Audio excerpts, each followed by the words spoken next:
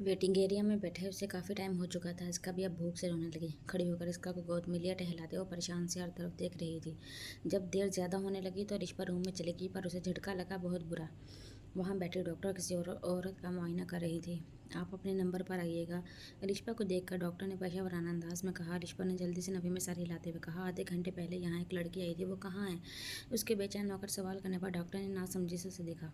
Sorry, but आधे घंटे से यही बैठी हैं यहाँ पर। डॉक्टर की लाइल्मी रिश्पा के लिए धचकी से साबित हुई। घबराती हुई तेजी में रूम से निकली, फिर हर तरफ शांजे को ढूंढने लगी, लेकिन शांजे होती तो मिलती उसे थक हार कर परेशान होती वो रोने वाली हुई थी। इसका कोरोना भी बढ़ा, जिसकी वजह से रिश्पा ने जल्दी से फ़ोन निकालकर प्याम का नंबर डायल किया था। दोपहर को ऑफिस में शादिल फाइल्स पर सर दिए बैठा था। तभी उसकी सेक्रेटरी ने आकर बताया कि कोई मिलना चाहता है उसे। शादिल ने इजाज़त दी। कुछ ही देर बाद बासित अंदर आया था। अरे बासित, बैठो, खुश उसलूबी से कहता शादिल खड़ा हुआ था। बासित को हमेशा उसका अच्छा इखलाक शर्मिंदा होने पर मजबूर कर देता। आखिर को शादिल की खुशियाँ छीनने में आधा हाथ उसका भी तो था। कहो, क्या मंगवाऊँ? चाय पियोगे या कॉफ़ी? उसके बैठते ही शादिल मुस्कुराते हुए पूछा, नहीं भाई, एक्चुअली कुछ बात करनी थी ज़रूरी आपसे। यूँ समझे कि जैसे कुछ मांगना चाहता हूँ। बासित के लहजे में झिझक महसूस करता शादिल चौंका। बिल्कुल, कहो क्या चाहिए? आगे होता हुआ टेबल पर दोनों हाथ फंसाकर बैठा। शादिल भाई, दरअसल मैं आपसे माफ़ी मांगना चाहता हूँ।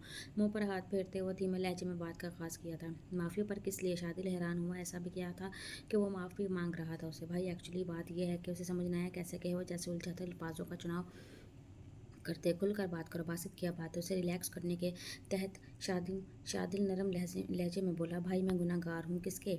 वो उलझने लगा बासित के ढके छुपे लफ्ज़ों पर। आपका?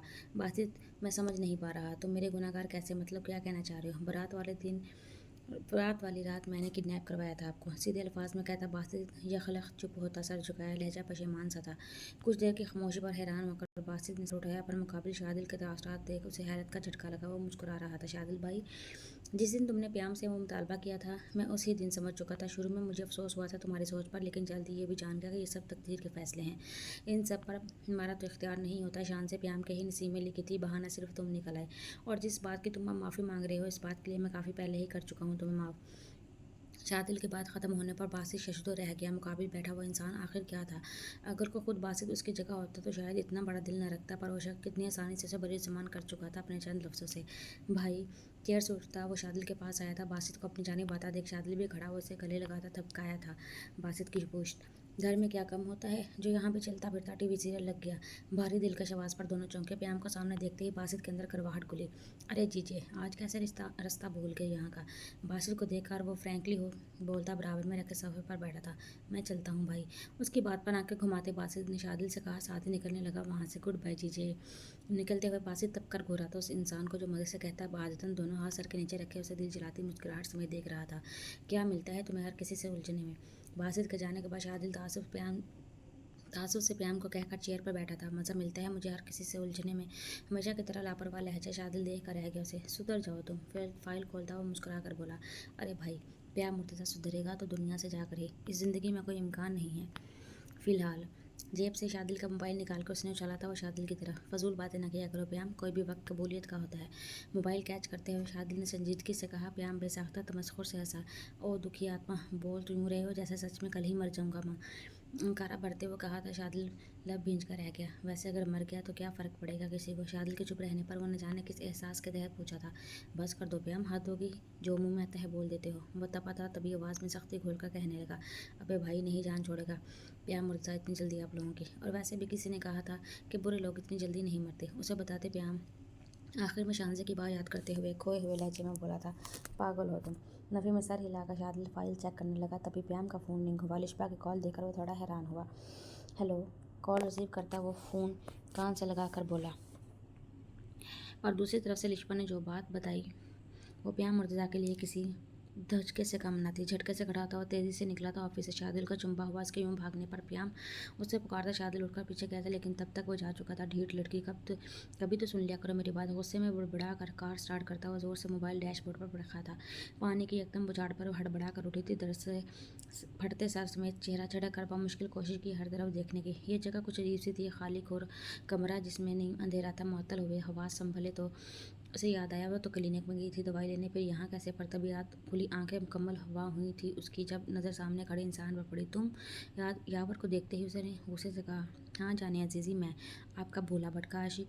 अपनी बात कहते ही वो ज़ोरदार कहका लगाया था। शांति ने हकारत से उसे देखा, पर अचानक उसे एक और झटका लगा जब खुद का वजूद शांति को किसी चीज़ से जकड़ा हुआ महसूस हुआ। नीचे हुई तो बेयकीनी में आंखें फैली। वो एक चेयर के साथ रस्सियों से मुकम्मल बंधी थी। पल में शांति को पूरी बात समझ आई। वो नर्स का उसे इंजेक्शन लगाना, फिर उसका चकराना। शांति को शिद्दत से एहसास हुआ कि वो बहुत बुरी फंस चुकी है। घबराते हुए उसने यावर को देखा, जो बकौर उसके वजूद को देखते कमीनगी से मुस्कुरा रहा था। देखो, मुझे छोड़ दो, नहीं तो प्याम तुम्हें छोड़ेगा नहीं। अपना लहजा मजबूत बनाती वो उसे वार्न करने वाले अंदाज में बोली, जिस पर यावर खुलकर हंसा। जान, पहले वो मुझे पकड़ तो ले और बेफिक्र हो। जब तक मुझे वो पकड़ेगा तब तक मैं अपना काम करके जा चुका हूँगा। उसे हवस भरी नज़रों से देख यावर बोला। शान से कांपी थी उसकी नज़रों से। तुम ऐसा कुछ नहीं करोगे, समझे? मैं बोलते हुए बेसाख्ता शान से कोरोना है अपनी बेबसी पर। काश वो प्याम की बात मान लेती। उसने कहा था कि खुद लेकर जाएगा उसे, पर अपनी ज़िद के बायस वो अकेली रिश्वा के साथ चली आई और अब भुगत रही थी अपनी ज़िद का अंजाम। ये बकरी की तरह मैं क्यों कर रही हो? जान, क्या हुआ? डर गई क्या? उसकी रोहानसी शक्ल देखता वो मज़े लेकर बोला। मैं और तुमसे डरूंगी? इतनी भी कम हिम्मत नहीं हूँ। और तुमने सोच भी कैसे लिया कि मुझे कुछ करने के बाद तुम प्याम से बच जाओगे? यकीन करो, वो तुम्हारा वो हाल करेगा इस पर कोई और तो क्या, तुम खुद अपने आप को पहचान नहीं पाओगे। शांति की बात खत्म होते ही यावर फिर ऐसा था। इस बार वो हंसते हंसते पेड़ पर हाथ रखा। ओ गॉड, शान से बीबी किस खुशफहमी में जी रही हो? वो प्याम है, प्याम मुर्तज़ा। अगर तुम्हें कुछ हो भी गया ना तो उसे ज़रा फ़र्क नहीं पड़ेगा। वैसे भी वो ऐसा है कि तुम चली गई तो उसके लिए हज़ारों पड़ी हैं। वो भरपूर कोशिश किया था शानसे को बदनाम करने की, पर तभी उसकी मुस्कुराहट थमी जब शान से तंजिया मुस्कुराहट समेत उसे देखी। तुम्हें क्या लगता है तुम्हारा घटिया एक्सप्लेनेशन से प्याम मुर्तज़ा का करैक्टर वैसा ही बन जाएगा? जो बकवास करनी है करो, क्योंकि मुझे तुम्हारी बातों पर 1% भी यकीन नहीं। बात मुकम्मल करके वो इंजॉय की थी जैसे यावर का कुड़ना। कुछ देर शानसे को देखते रहने के बाद वो जेब से अपना मोबाइल निकाला था, फिर चंद नंबर डायल करके फ़ोन उसके सामने कर दिया। लो, कर लो आखिरी मरतबा अपने प्याम से बात, क्योंकि अब मौका ही कहाँ मिलेगा तुम्हें उसे देखने का या बात करने का। अचानक उसके संजीदा होने पर शान से आबरू पर बल लेती फ़ोन की स्क्रीन को देखी, जहाँ साफ नाम प्याम झलक रहा था। हेलो। चंद पल बाद वही भारी दिलकश आवाज़ उभरी थी। प्याम, बचा लो मुझे प्लीज़, ये नीच इंसान। शांति की बात मुकम्मल होने से पहले ही दूसरी जानिब से प्याम ने कॉल काट कर दी और बेयकीनी का मुजस्समा बने। शांति ने यावर के हाथ में रखे फ़ोन को देखा था। देखा जाना, मैंने कहा था ना कि प्याम मुर्तज़ा को ज़रा फ़र्क नहीं पड़ता तुम्हारे होने या ना होने से।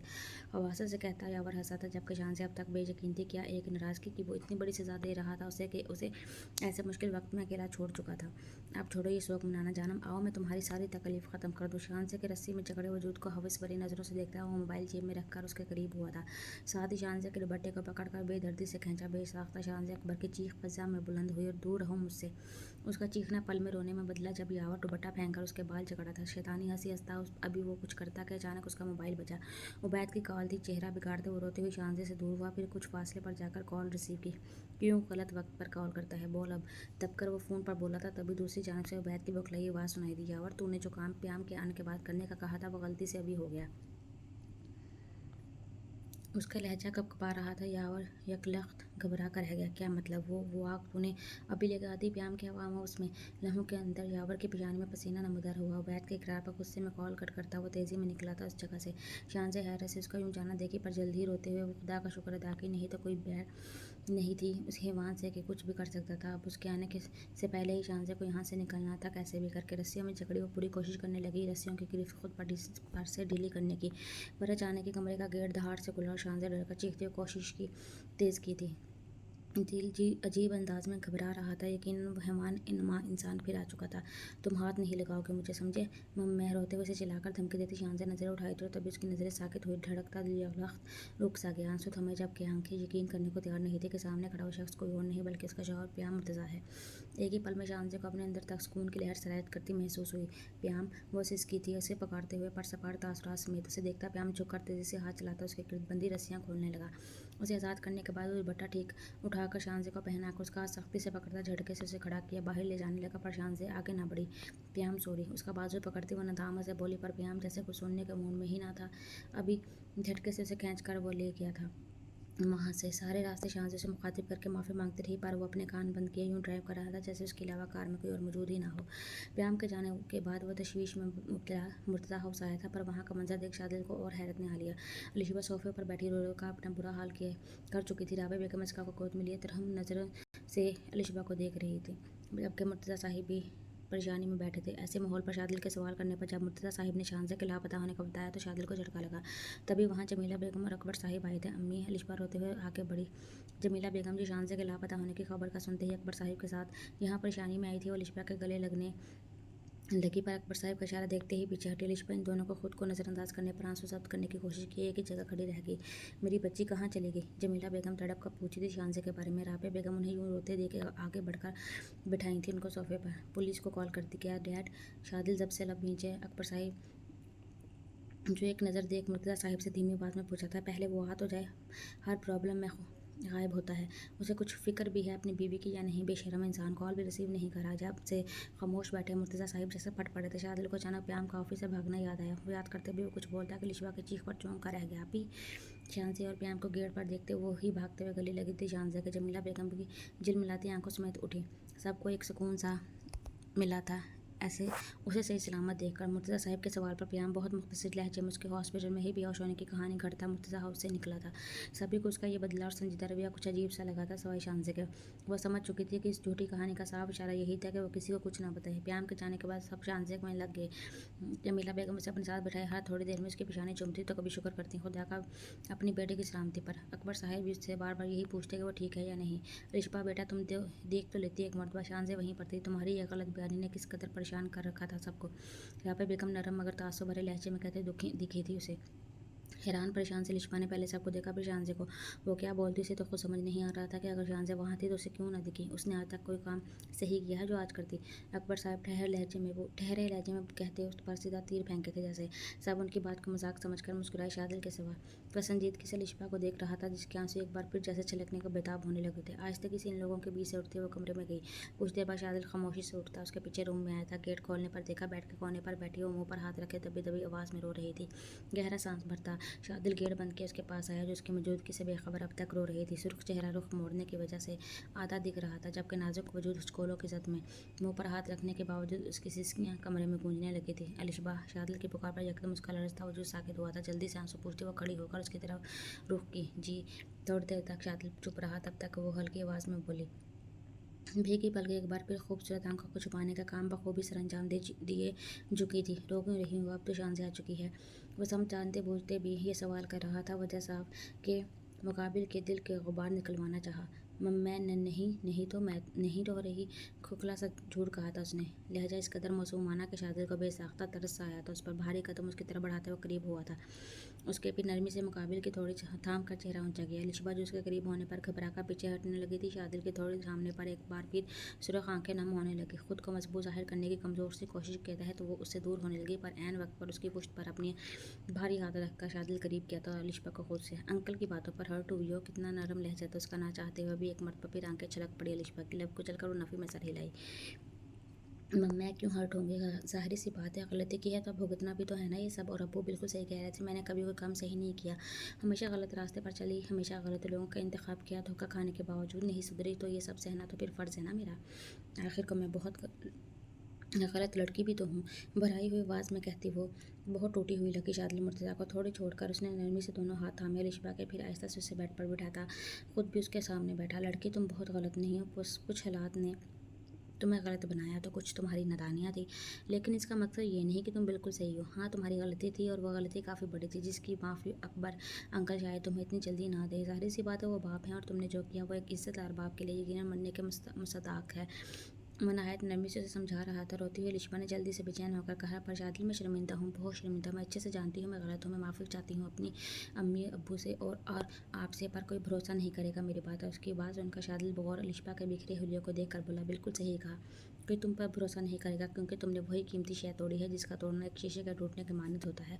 शीशा तो फिर भी एक माहिर इंसान किसी भी तरह जोड़ कर दिखा सकता है तुम्हें, पर भरोसा वो तो कोई भी वापस ना जोड़ सका कभी भी। किस कदर मीठे लहजे में वो कितनी कड़वी बात कह गया था। नहीं शादिल मैं कैसे बताऊँ? मैं बहुत शर्मिंदा हूँ। आप बताएं ऐसा क्या करूँ कि आप लोगों को यकीन हो मेरे पछतावे का? शादिल के हाथों से अपना हाथ छुड़ाए वो जल्दी से आंसू पोंछते बेबसी से पूछी जिस पर वो खामोश रहा। शादिल आप कर लें मुझ पर भरोसा। उसे खामोश देखकर वो उम्मीद से बोली जिस पर शादिल जख्मी सा मुस्कुराया। एक बात बताओ मेरी ज़िंदगी में मेरी महरम बनकर 2 लड़कियाँ आई थी और दोनों ही धोखेबाज थीं। एक ने शौहर को धोखा दिया तो दूसरी माँ-बाप को। ये सब जानते हुए भी तुम मुझसे उम्मीद करती हो कि मैं तुम पर भरोसा करूँ? निगाहें फेरता हुआ पुरअज़ियत आवाज़ में बोला था। रिश्बा ने आंखें मींची तकलीफ से। शादिल मैं बहुत मोहब्बत दूंगी इसका को। उसे बहुत चाहती हूँ मैं। एक मर्तबा आप मौका तो देकर देखें मुझे। मैं सब ठीक कर दूंगी, हम खुश रहेंगे। बहुत हिम्मत करके वो ये अल्फाज अदा की थी। साथ ही डरते डरते शादिल के हाथ पर अपने दोनों हाथ रखे थे। शादिल नजरें नीचे करता अपने हाथ पर रखे उसके सुर्ख और सफ़ेद हाथों को देखा, फिर कहने लगा, मुझे इतना तो यकीन है कि अब कभी भी मुझे तुमसे मोहब्बत हो ही नहीं सकती।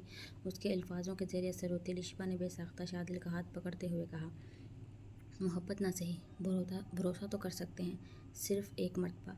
बहुत आस लिए उसे ये सवाल की थी। मैं तुम पर भरोसा भी नहीं कर सकता।